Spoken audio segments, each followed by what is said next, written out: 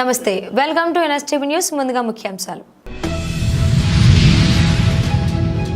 ఎన్టీఆర్ జిల్లా తిరువూరు నియోజకవర్గం గంపలగూడెం మండలం నెమలి శ్రీ వేణుగోపాల స్వామి బ్రహ్మోత్సవాల సందర్భంగా సాంస్కృతిక కార్యక్రమాలలో పాల్గొనడానికి విచ్చేసిన జబర్దస్త్ నటుడు అప్పారావు మాట్లాడుతూ, స్వయంభూ శ్రీ వేణుగోపాల స్వామి వారి బ్రహ్మోత్సవాలలో పాల్గొనడం సంతోషంగా ఉంది. నేను నెమలి గ్రామానికి రావడం, కొత్త నెమలి గ్రామ ప్రజలు చాలా మంచివారు, మంచిగా ఆదరించారు. సుమారు 3 గంటల పాటు చేసిన ప్రోగ్రాం ఎటువంటి అల్లరి లేకుండా చూసి ఎంకరేజ్ చేశారు. నాతో పాటు మా ఖమ్మం జిల్లా కళాకారుడు ఫైర్ ఈశ్వర్, కామెడియన్ రమేష్, భక్తి గీతాల గాయకుడు నాగసాయి కామెడీతో ప్రేక్షకులను అలరించడం జరిగింది అన్నారు. ధనం మూట తీసుకుంటా గురుగారు, నేనైతే జ్ఞానం మూట తీసుకుంటాను గారు. అంతే కదా, ఎవరికి ఏది లేకపోతే అదే తీసుకుంటారు కదా. నీకే తెలివి లేదు కాబట్టి తెలుగు మూట తీసుకుంటావు, నాకు తెలివి ఉంది కాబట్టి డబ్బు మూట తీసుకుంటా. ఏమందో ఏమి చెప్పారు నీకేముందా? ఇప్పుడు మీరు మంచి అంతకడ చెప్పేసి మనోడు అంటున్నారు సార్. మనోడు అన్నమాట ప్రపంచం అంతా తెలుసు. బాబు మోహన్ గారి తర్వాత నేనే అందగానే అన్నయ్య ఒప్పుకున్నారు. మీరు శ్యామ్ పెట్టిన కారులో మధ్య నుంచి వస్తున్నారు కదా. అవును, అప్పుడు నేను కూడా ఉన్నానండి. ఖమ్మం నుంచి వచ్చారు కదా. అప్పుడు ఆ కారులో నేను కూడా ఉన్నానండి. అందం కాదని మందం అన్నారు. మరి అలాగైతే మనం మా ఊరు వెళ్ళానండి. అక్కడ నన్ను అందరూ ఒక మాట అన్నారు, అప్పారావు గారు మీరు అచ్చం ఆత్రేయపురం పూతరేకలాగా తెల్లగా ఉంటానన్నారు. నన్ను తెల్లగా ఉన్నారంటారా? కాదా? అదే మీరు మీ ఫేస్ వాల్యూ. ఫేస్ గురించి కింద ఉన్న ఫేసుల గురించి మాట్లాడకురా. మొన్న మా ఊరెళ్తే ఒక ఆయన అన్నారు, మీరు అచ్చం మా మండపేట మడత కాజా అలా ఉన్నారని. గురుగారు, అది మడత కాజా కాదనుకుంటా, ముడత కాజా అట్టుంది. ఎవడైనా రోడ్డు మీద పడతాడు, దరిద్రుని రోడ్డు వేసుకొచ్చి మరీ పడ్డాను. ఇంకే నెమలి మీడియా ప్రతినిధి అయినటువంటి వారికి నమస్కారం. ఈ రోజున వేణుగోపాల స్వామి స్వయం కళ్యాణ బ్రహ్మోత్సవాల సందర్భంగా నెమలికి నేను ఫస్ట్ టైం రావడం జరిగింది. ఇక్కడ ప్రజలు చాలా మంచివారు, కళలన్నా కళాకారులన్నా చాలా మర్యాదపూర్వకంగా రిసీవ్ చేసుకున్నారు. చాలామంది జనాలు వచ్చారు. కన్నుల పండగగా జరిగింది. ముఖ్యంగా శ్యామ్ సినీ నటుడు, మరి శ్యామ్ ఈ ప్రాంతవాసి, నెమలి కళాకారుడిగా ఎంతో మంచి గుర్తింపు తెచ్చుకున్నటువంటి మా శ్యాము ఈ రోజున ఈ ప్రత్యేకంగా ఈ గ్రామానికి మా స్వామి గారు ఉలిపాటి వెంకట నరసింహ గారి ద్వారా నన్ను కోఆర్డినేట్ చేసినటువంటి తిరుమల స్వామి గారు తిరుమూరు. అలాగే మా శ్యామ్ ముఖ్యంగా చెప్పాలంటే ఇక్కడికి తను సొంతంగా కార్యక్రమాన్ని నన్ను పిలిపించాడు. ఈ సందర్భంగా ఎగ్జిక్యూటివ్ ఆఫీసు కార్యనిర్వహణ అధికారి గారికి, అలాగే ధర్మకర్తలకు, ఉత్సవ కమిటీ పెద్దలందరికీ నమస్కారం. ముఖ్యంగా ప్రజలు నెమలి ఈ పేరే నాకు బాగా నచ్చింది కాబట్టి మొట్టమొదటిసారి రావడం జరిగింది. నన్ను ఎంతో బాగా ఆదరించారు. నాన్ స్టాప్గా 2 గంటల 50 నిమిషాలు, చుమించుగా 3 గంటల కార్యక్రమాన్ని ఎక్కడ బోర్ ఫీల్ అవ్వకుండా, అలాగే విద్యాదుర్గల గురువులు వారి శిష్యులు కూడా తీసుకొచ్చి మన సంస్కృతి సాంప్రదాయాన్ని నిలుపుటమైనటువంటి శాస్త్రీయ విద్యతో బ్రహ్మాండమైనటువంటి కార్యక్రమం జరిగింది. ఇక మధుర కళాకారులుగా మా సాయి కానీ, సీనియర్ నటుడు మా రమేష్ గారు కానీ, అలాగే ఆల్రౌండర్ మా ఈశ్వర్ కానీ, మరి ఫైర్ ఈశ్వర్ అంటారు. మధురపట్నానికే ఒక మంచి సెలబ్రిటీ మా వాళ్ళు. అలాగే సాయి కూడా 12 అవర్స్ నాన్ స్టాప్ ఆధ్యాత్మిక పాటలు. ఈరోజు వాళ్ళందరితో కలిసి నాకు ఒక అవకాశం వచ్చినందుకు నిజంగా శ్యామ్కి చాలా చాలా ధన్యవాదాలు తెలియజేసుకున్నాను. ఈ ప్రాంతానికి ఇచ్చినందుకు. కాకినాడ జిల్లా ప్రతిపాడు మండలం రౌతుపాలెం గ్రామంలో సర్పంచ్ ఆధ్వర్యంలో కాకినాడ సూర్య గ్లోబల్ మల్టీ స్పెషాలిటీ హాస్పిటల్ వారిచే ఉచిత మెడికల్ క్యాంప్ నిర్వహించడం జరిగింది. సర్పంచ్ కుమారస్వామి మాట్లాడుతూ, గ్రామంలో ఎంతో మంది వృద్ధులు, పిల్లలు అనారోగ్యంతో ఉన్న ఆసుపత్రికి వెళ్లి చూపించుకోలేని ఎంతో మంది పేద కుటుంబాలకు అండగా ఉండాలనే సదుద్దేశంతో ఈ మెడికల్ క్యాంప్ నిర్వహించామని, ఇలా మారుమూల గ్రామాలలో ఇలాంటి మెడికల్ క్యాంపులు నిర్వహించడం వల్ల ఆరోగ్యంపై అవగాహన ఏర్పడుతుందని, ఇలాంటి కార్యక్రమాలకు రాజకీయాలకు అతీతంగా చేయాలన్నదే మా ఉద్దేశం అన్నారు.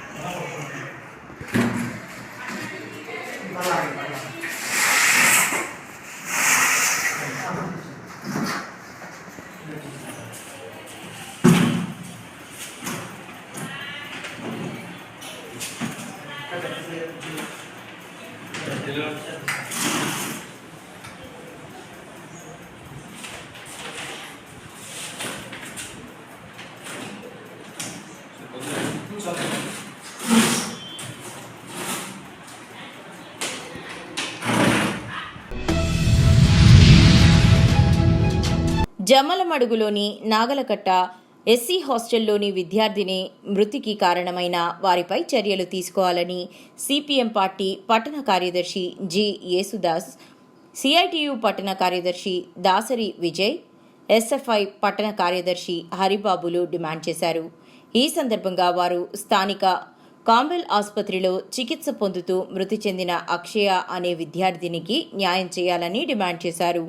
అనంతరం వారు మాట్లాడుతూ, గత 3 నెలల కిందట ఇదే నాగలకట్టలోని ఎస్సీ హాస్టల్లోని 2 విద్యార్థినులు వాస్మల్ తాగి ఆత్మహత్యా ప్రయత్నం చేయడం జరిగింది.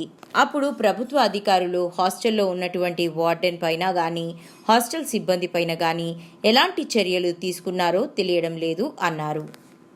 అనేసి మేము క్వశ్చన్ చేస్తూ ఉన్నాం ఈ రాష్ట్ర ప్రభుత్వాన్ని. ఏదైతే ఈరోజు అమ్మాయికి ప్రాణం నష్టం జరిగిందో, ఆ అమ్మాయి సూసైడ్ చేసుకుందో, ఏదైతే 10 గంటలప్పుడు ఆ అమ్మాయి సూసైడ్ చేసుకోవడానికి ముఖ్య కారణమైందో, అప్పుడు అధికారులు స్పందించకుండా, అక్కడ ఉన్నటువంటి అధికారులు ఎవరైతే ఉన్నారో వాళ్ళు స్పందించకుండా, ఆ పాప ఈరోజు మార్నింగ్ 10 గంటలకు ఆ యొక్క మందు ఏదన్నా సేవిస్తే దానికి మళ్ళీ 2 గంటల వరకు అక్కడే హాస్పిటల్లో పెట్టుకొని 2 గంటల తర్వాత హాస్పిటల్కి తీసుకురావడం జరిగింది. అంటే దగ్గర 3-4 గంటలు లేట్ చేయడంతో ఈరోజు ఆ పాప మరణించడం జరిగింది. దానికి ముఖ్య బాధ్యతలుగా ఎవరైతే హాస్టల్లో ఆఫీసర్లు ఉన్నారో, వాళ్ళు టేకర్లుగా ఉన్నారో, ఏదైతే గినా వాళ్ళ మీద తప్పకుండా కేసు పెట్టి వాళ్ళని విధుల నుంచి తొలగించాలనేసి మేము సిపిఎం పార్టీగా డిమాండ్ చేస్తూ ఉన్నాం. ఎందుకంటే గతంలో కూడా ఇలా చాలాసార్లు జరిగినాయి. మరి ఇట్లా జరుగుతున్నప్పుడు కూడా అధికారులు స్పందించకపోవడంతోనే ఈ ఎస్సీ హాస్టళ్లలో పిల్లలు ఇలా మరణాలకు గురవుతా ఉన్నారు. మరి ఇలా అధికారులు స్పందించకపోవడం వల్ల ఇలా ఎంతమంది చనిపోతే ప్రభుత్వం స్పందిస్తుందో మేము డిమాండ్ చేస్తూ ఉన్నాం. ఇంతమంది చనిపోతే మేము స్పందిస్తామంటే అంతమంది చనిపోయేంత వరకు ప్రజా సంఘాలు మేము ఆ పిల్లలు కాపాడుకొని ముందుంటామనేసి మేము డిమాండ్ చేస్తూ ఉన్నాం. ఇప్పటికైనా సంబంధిత అధికారులు ఎవరైతే జిల్లా స్థాయి అధికారులు ఉన్నారో వారు కూడా స్పందించాలా. ఈ మరణం పట్ల ఏదైతే వాళ్ళ కుటుంబంలో ఒకరికి ఉద్యోగం ఇవ్వాలా, ఆ పాప మరణానికి నష్టపరిహారం 1 కోటి రూపాయలు ఇవ్వాలనేసి మేము సిపిఎం పార్టీగా డిమాండ్ చేస్తూ ఉన్నాం. అంతేకాకుండా ఇట్లాంటి సంఘటనలు మళ్ళొకసారి జరగకోకుండా ఎవరైతే అక్కడ బాధ్యత సిబ్బంది ఉన్నారో ఆ సిబ్బంది మీద కఠినమైన చర్యలు తీసుకోవాలా, వాళ్ళ మీద కేసు పెట్టాలా, వాళ్ళ ఉద్యోగాల నుంచి తొలగించాలనేసి మేము సిపిఎం పార్టీగా డిమాండ్ చేస్తూ ఉన్నాం. నా పేరు దాసరి విజయ్, జమ్మలమడుగు. నవంబరు 6వ తారీఖు నాడు జమ్మలమడుగు నాగలకట్ట ఎస్సీ హాస్టల్లో 2 విద్యార్థులు ఆత్మహత్య ప్రయత్నం చేయడం జరిగింది. ఆ సందర్భంగా ప్రజా సంఘాల తరపు నుంచి సిపిఎం పార్టీగా సిఐటిగా మేము పోయి అక్కడ పరామర్శించడం జరిగింది.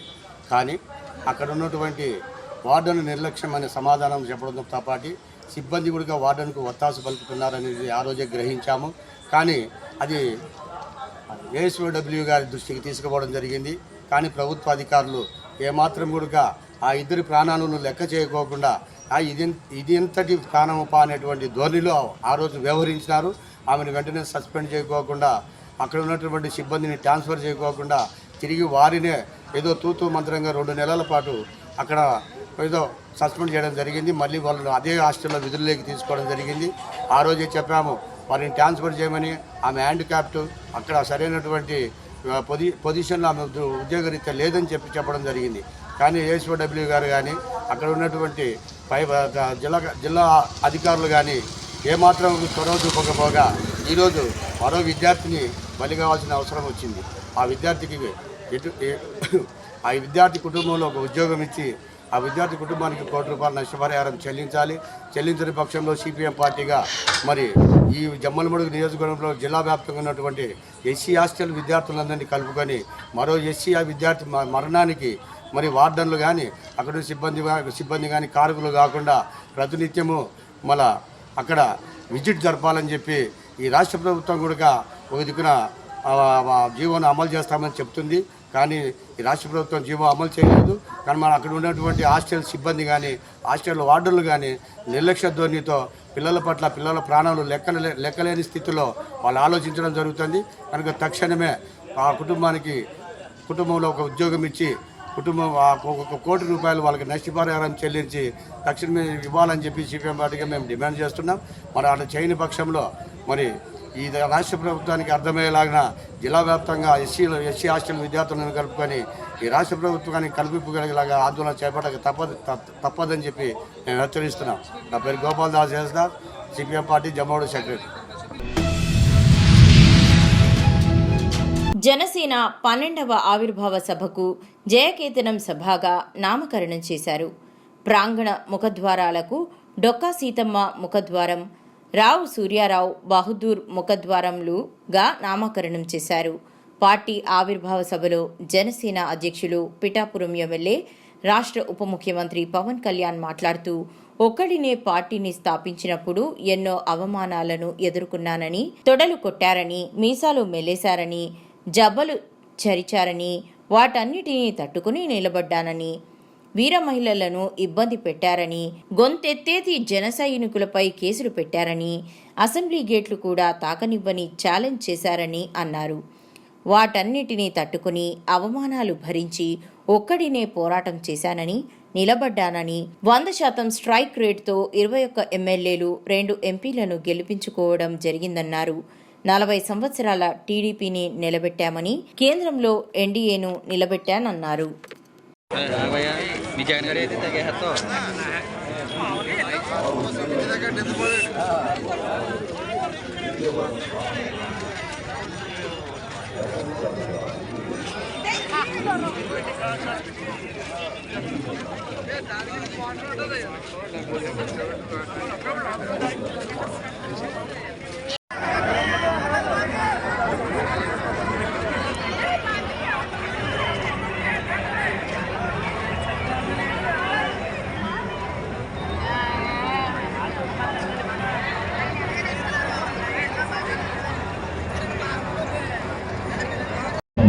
Used animal fat to prepare the Tirupati Laddu Prasadam. ఎవరికి కోపం రాదు, ఎవరికి వేదన రాదు, ఎవరికి బాధలు రాదు, కుదరదు. Temple uses ghee to make laddus. Ghee was adulterated and it had traces of animal fat. ఆ మహాప్రాధానికి నేను కూడా నాకు సంబంధం లేకపోయినా ఈరోజు నాకు నేను ఒక ప్రాయశ్చిత్తం I think Sanatan Dharma Rikshana Board, I think we should constitute raise our voice as one Sanatani. అందుకే వారాహి డిక్లరేషన్ ప్రకటిస్తున్నాం. ఓట్లు రాకపోయినా పర్లేదు కానీ ధర్మాన్ని నేను కాపాడుకోండి. నేను ఖచ్చితంగా నేను చూస్తున్నాను. సనాతని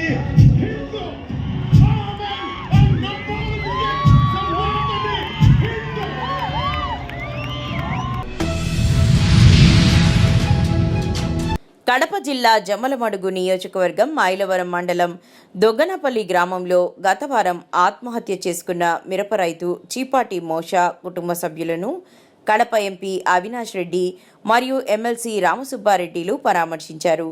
ఈ సందర్భంగా గ్రామ ప్రజలు దాల్మియా సిమెంట్ కర్మాగారం వల్ల తాము నష్టపోతున్నామని, వర్షాకాలంలో నీటి ప్రవాహానికి ఈ కర్మాగారం అడ్డుగా నిర్మించడం వల్ల తమ పంట పొలాలు నీట మునుగుతున్నాయని తెలిపారు.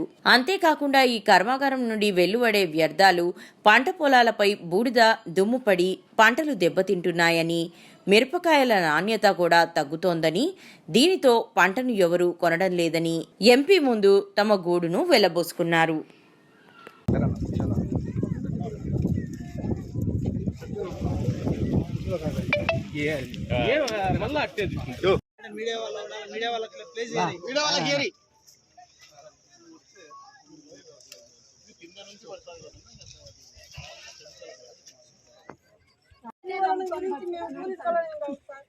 మిరపకుండా తెచ్చానా నువ్వు యానికి ఎంత దగ్గర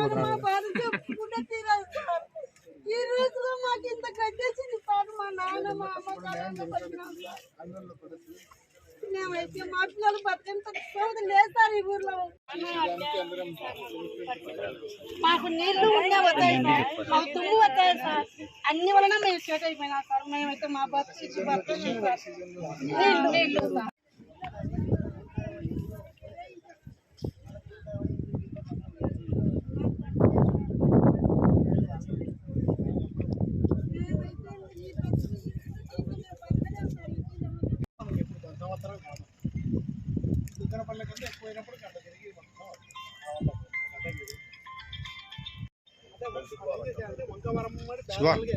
లాంగ్ షాట్ తీసుకో, అది సబ్జెక్ట్ కానీ కనబడాల అంతే కదా ఉండకుంటే ఇంకెందుకు సబ్జెక్ట్ లేకుండా ఏంది.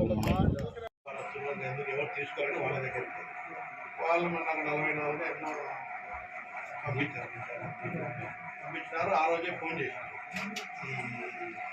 డస్ట్ ఎక్కువ ఉందని.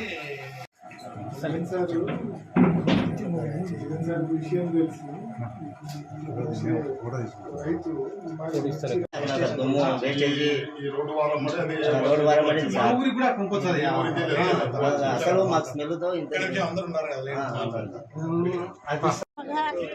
పోయిన లాటకి పోలేదు.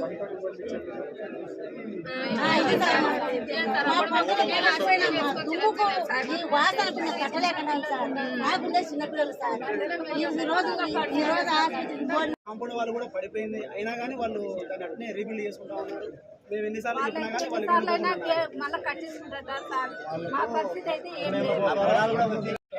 ఇన్ఛార్జిగా ఎమ్మెల్సీ రామసుబ్బారెడ్డి అన్న, అదేవిధంగా పార్టీ నాయకులు, నేను అందరం కలిసి మోషే కుటుంబాన్ని, ఆ మిర్చి రైతు కుటుంబాన్ని పరామర్శించి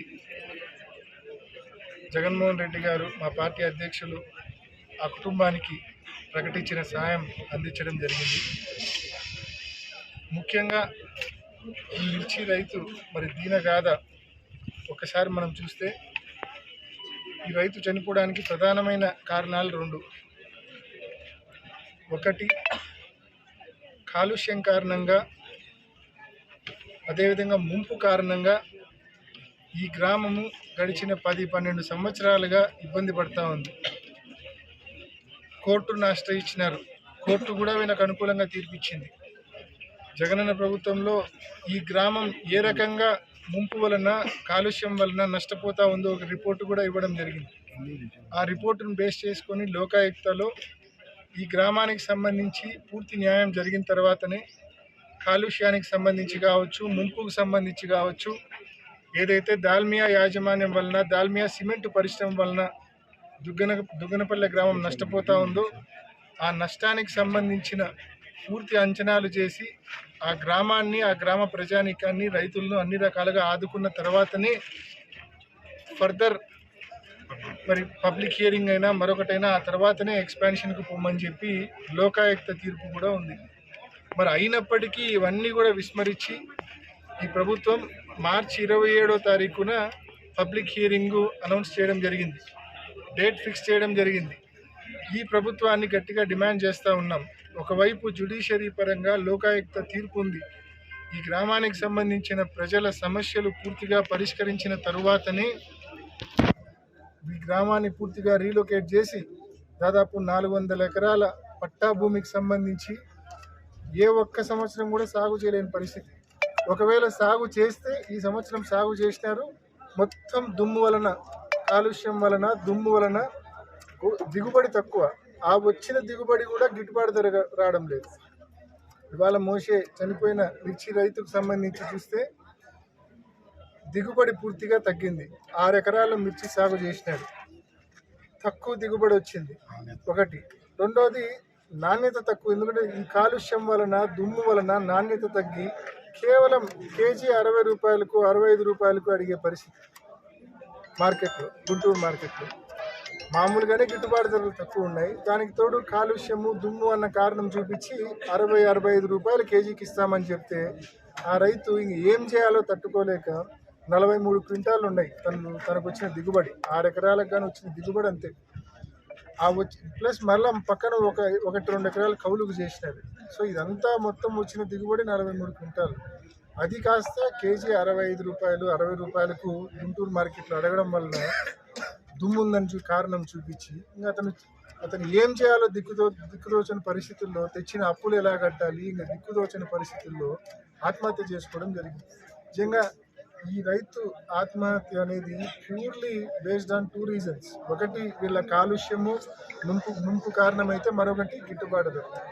సో ఖచ్చితంగా ఈ గవర్నమెంట్ మేము డిమాండ్ చేస్తూ ఉన్నాం, ఎట్టి